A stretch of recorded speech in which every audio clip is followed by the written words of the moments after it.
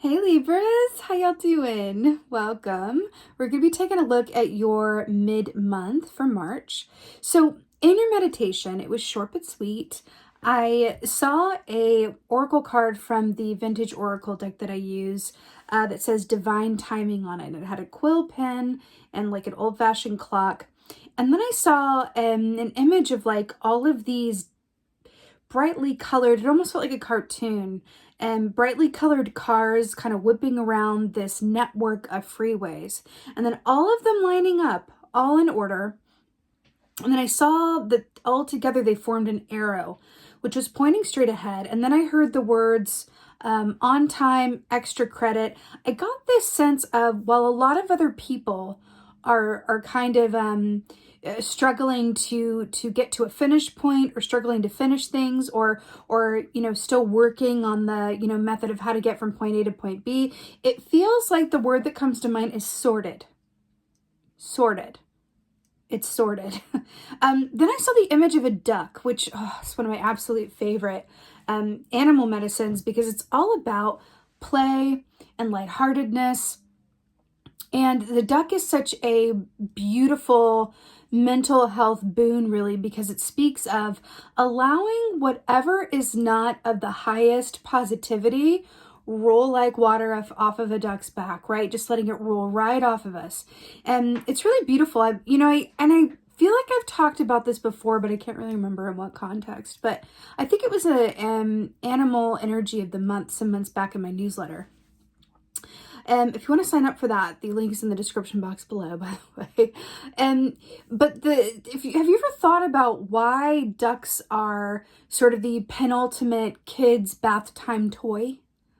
Like, why is it a duck? Like, why isn't it a swan or a floating fish or a whale? Or, I mean, I know there's different kinds, but why is it a duck, really? And I feel like there's a beautiful parallel between childhood, innocence and energy and fun and being in the present moment that links up with that duck energy of everything and anything that matters is right in front of me at this moment. I care nothing for the past, and the future doesn't matter. All that matters is where I am right now. If we can adjust our sight, the way our perception, the way that we see things, and we can really tune into the reality and the truth that the now moment is perfect, and everything as it is around you, within you, etc., is perfect as it is, right? If you consider it through the lens of divine timing. And that's really what it goes back to. And it feels like, again, it's sorted. And I feel like that's a very, not sorted. In the UK, I'm living in the UK. Like, that's a saying here. It's like, okay, are you all sorted? So like, are you all good? Are you all figured out? Are you all good to go? Are you all set? So that's the feeling that I get from this. And it feels really good. It kind of feels like, you're given a test at school and you're the first one to hand your test back. And you're good. And you have all this free time as a result. It just feels like you're ahead of the game in some way. And it feels really good. Perhaps that is partly why the duck is coming forward to say, you now have this opportunity or potential to be in the given moment, because it is all sorted, right? Not that everything has to be sorted to be in the given moment, but it sure makes it easier. Okay, let's go ahead and get your animal energy here for mid-March. What's going on? Oh, that's funny. We're talking about whales and fish. So whale, this is beautiful. So this connects to a Queen of Cups energy in the tarot, which is all about deep feeling, aligning with your intuition, right? But it's water here, right? So it's interesting with the duck and the water and feeling like, you're sorted and moving forward, and how you have all of your, having all of your ducks in a row. That's what it is. It's like all the ducks are in a row. I keep hearing that. Whale energy is really beautiful as well, because it's an interesting dichotomy here, because the whale and the duck are different but very similar. They represent two different stages of life. The duck represents childhood and the whale represents elderhood, right? Because these are ancient elder creatures, right? They hold within them a lot of ancient wisdom and knowledge. Look at the barnacles. See all these barnacles? It denotes age, right? So it's interesting that that's coming up here, but also within the realm of the whale energy speaks of being directly connected to the heart chakra or heart center. It's about tapping in and really drawing strength and energy and perspective from everything that you have to be grateful for. And I feel like this is highly positive. Highly, highly, highly, highly positive. It's really nice. Let's go ahead and see what's going on. Let me get some tea here. Okay, what's going on? What's going on for my Libras? Ooh, all right. So first off here we have Knight of Swords. So, you know, this is you guys, Libra, Aquarius, Gemini. This is beautiful air energy here, but this is the Knight of Swords, which speaks of either a lot of information or information that is delivered a bit bluntly, right? Like more medicine than sugar, like not sugar-coated at all. But I feel like there's an element here that is streamlined and a direct access to truth. And what's interesting here is we have the Whale, which is water, and then the Knight of Swords, which is air. And I feel like it's a bit of a, similar to Two of Swords in the way where it's a coming together of the head and the heart for balance, right? But it's interesting with this because I feel like there's an aspect of streamlining your experience. And again, I keep hearing it, having your ducks in a row is really what this feels like. I'm trying to see what kind of bird that is on the horse. I think it's an eagle, but there's this very distinct feeling around this of just feeling like you're on your path. You're off to the races. This feels like moving ahead with clarity or having clarity with which to move ahead. Feels really nice. I love that you came out as your air sign self as the Knight, which is all about forward movement, high communication. It's good. What else? What else is going on? Let's talk about all the ways that this is amazing. So let's just delve into this. So we have Page of Cups here, which is perfect. Let's talk about it. So more water energy here. So this is childhood. This is youth. This is being in the present moment and doing work that you love to do and connecting with others from a heart-centered place. This is what we've been channeling, right? Now, what's really funny, I'm going to take it a step further. If you're familiar, you probably are, with the Wild Unknown Tarot by Kim Krans, her Page of Cups in that deck is depicted by a duck. So I love that that's coming through for you. It really feels like there is a beautiful emphasis on spending time with people or engaged in pursuits that make the time fly, that make you feel like a kid again, that allow you to just really be in a place of pleasure and enjoyment. Again, I keep seeing it. If you hand your test in early, if you're the first one to hand your test in, you have free time to like draw at your desk or you get a recess early. That's what it feels like. It feels like all of your ducks are in a row to the point where you can just kick back and relax for the rest of the month in some way, shape, or form. And it feels really good. It feels really, really good. Yeah, it feels really nice. All right, what else is going on? Libra, I'm here for it. What is going on? Oh my gosh, look at this, y'all. We had the Emperor here. Look at these two kids. Excuse me. I've been doing readings all day, so my throat's like a bit parched.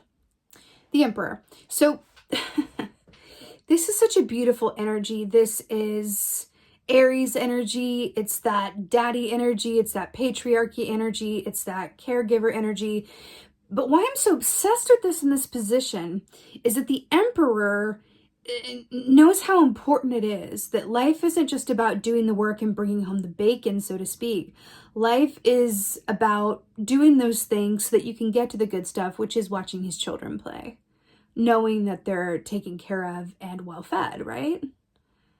It's interesting. It really feels like there's going to be a re-envisioning or reimagining of what is truly important for you. It's like, Less of this, more of this.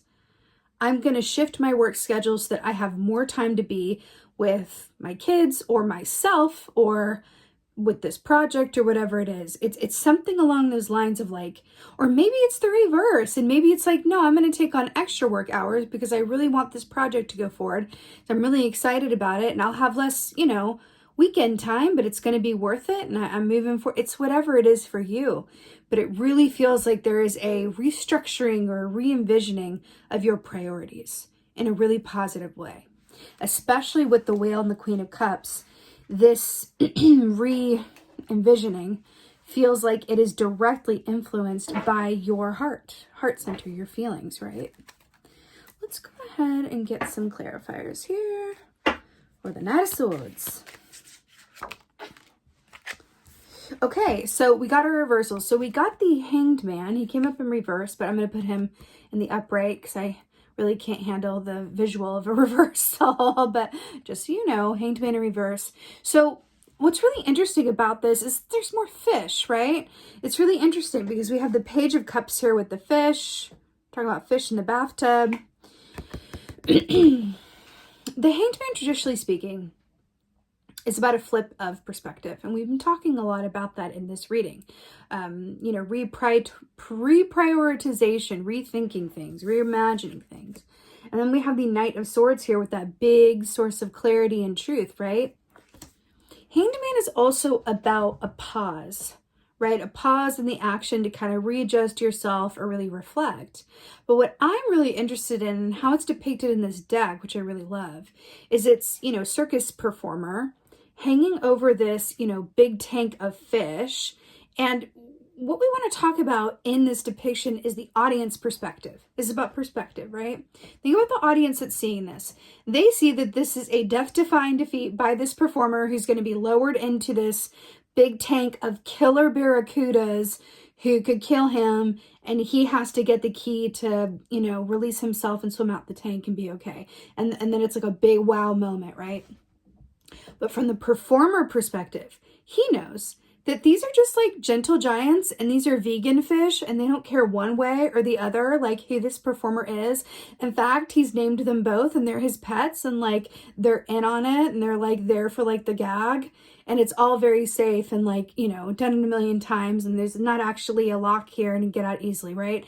So it's about that perspective of performer and audience that I'm really picking up on here. But also with the fish here, back to the, the duck and the Page of Cups, it's all fish and ducks, isn't it?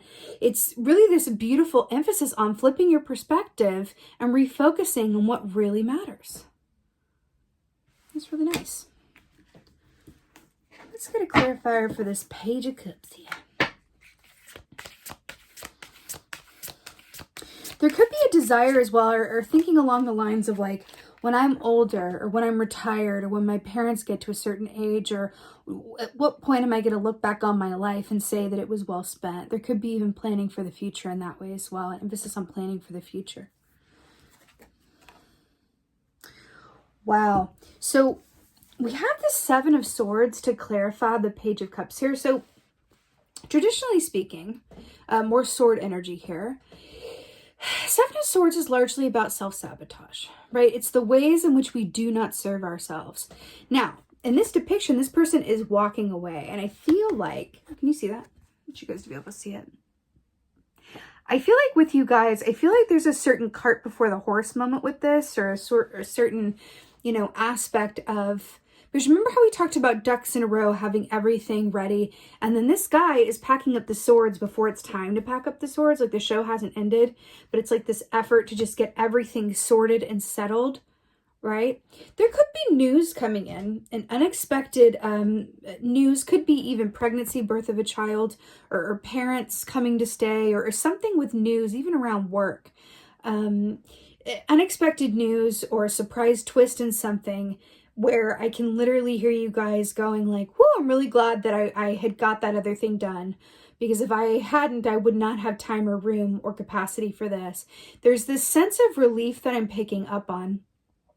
Relief that you got out of your own way in some way, shape, or form, or relief that you got something sorted or settled, so that you can be more present for this Page of Cups energy. I feel like there's also this aspect of, you know, Seven of Swords is very much about not just self-sabotage, but it's about not being honest with yourself and others, right? It's self-deception. It's also deception in general, but in a more, you know, personal sense. It's the lies we tell ourselves and how we are a disservice to ourselves sometimes, right? It's also self-sabotage behavior. And then we have this Page of Cups here, which is very much about child energy, being in the given moment, innocence and honesty. Who is more honest? Tell me this. Who is more honest than children or elders? So remember, we have this whale energy here with like elder energy and then child. Who is more honest than children or elders? For real. And there's just that beautiful energy here where you're having access to that sort of clarity and honesty with and for yourself.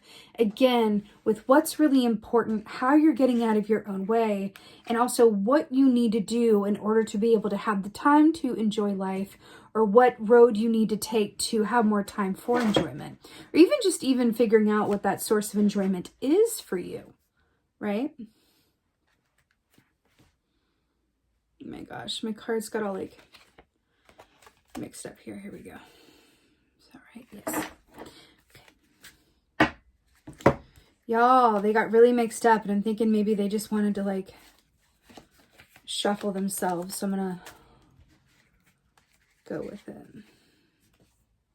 Okay. We're good. Let's get a clarifier for the Emperor here. Wow, this is interesting, a double four. So we got the Four of Swords in reverse with the Emperor, which is really interesting. 2 4s here. So this is a double unicorn energy. Hold on. Do you see how this horse in the Knight of Swords has that unicorn bit for the armor, right? And then we have these unicorns here. So let's just pause a moment, take it back, and talk about judgment energy. Because unicorn is judgment energy, but unicorn is also about what? Childhood. In the judgment key, there's children, right, in the forefront. There's man and woman and people in the background, and there's children. So the tagline of the judgment key is look back to move forward, right? So it's really interesting that that's coming up here in this context. You know, Four of Swords, traditionally speaking, is about powering down in order to glean insight, right? But there's also this aspect with the Four of Swords where you cannot really, especially because it's clarifying the Emperor, you can't really enjoy the Four of Swords or get the most out of the opportunity for Four of Swords if you are worried about, you know, what's gone on in the past or what could be in the future. I feel like in such almost like a heavy-handed way, I feel like you are being called to turn your attention and focus. Someone else got this in their reading too, to turn your attention to the now moment. That's where a lot of the inspiration and energy and joy and perspective is going to come from. But it's interesting because you've got the Four of Swords in the reverse with the Emperor. I feel like what this is saying is that it's not necessarily a time for action where you're running off Knight of Wands style and doing the most. I feel like it's the kind of action that's I'm seeing a movie, I'll tell you what it is. By the Emperor, where you're exercising good and swift judgment, all so that you have more time for the more important things in your life, or for what's really important. It's going to be different for everybody. But again, it's that great reprioritization. How many times am I going to stumble over that word? I don't know. So the movie that I'm seeing, interestingly enough, it's, I hope I think of the right name of it. I feel like it's called As Good As It Gets. Or is it Something's Gotta Give? I get those two titles really mixed up, and they're both Jack Nicholson movies.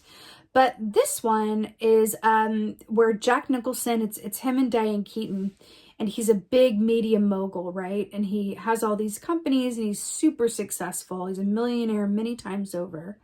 And then he gets to a point where towards the end of the movie, he decides to sell off his companies and go retire to an island, only to find that like the island was nice, but what he really desired was, of course, Diane Keaton back home. And a lot of his journey is kind of like the emperor archetype of realizing that what he thought was important wasn't as important at a different stage in his life.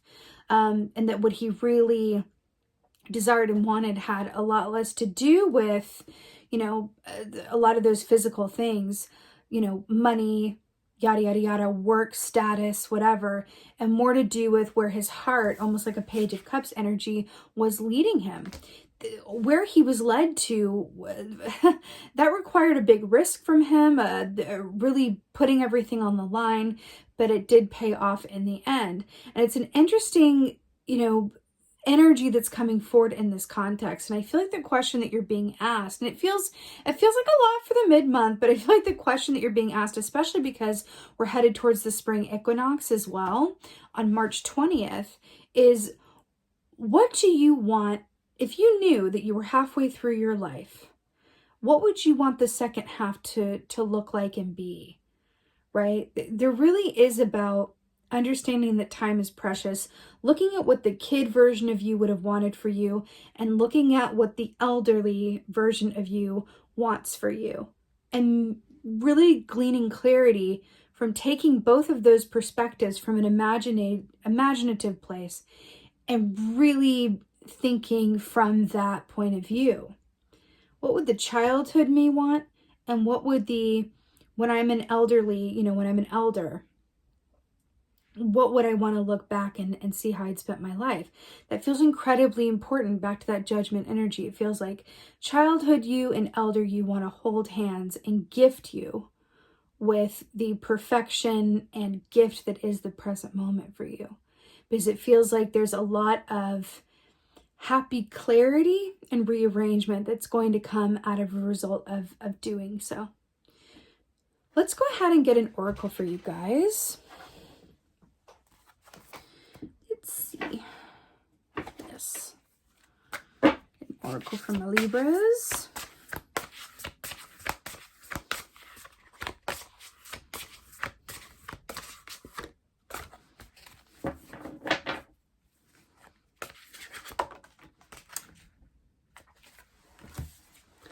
I think this is my favorite in this deck.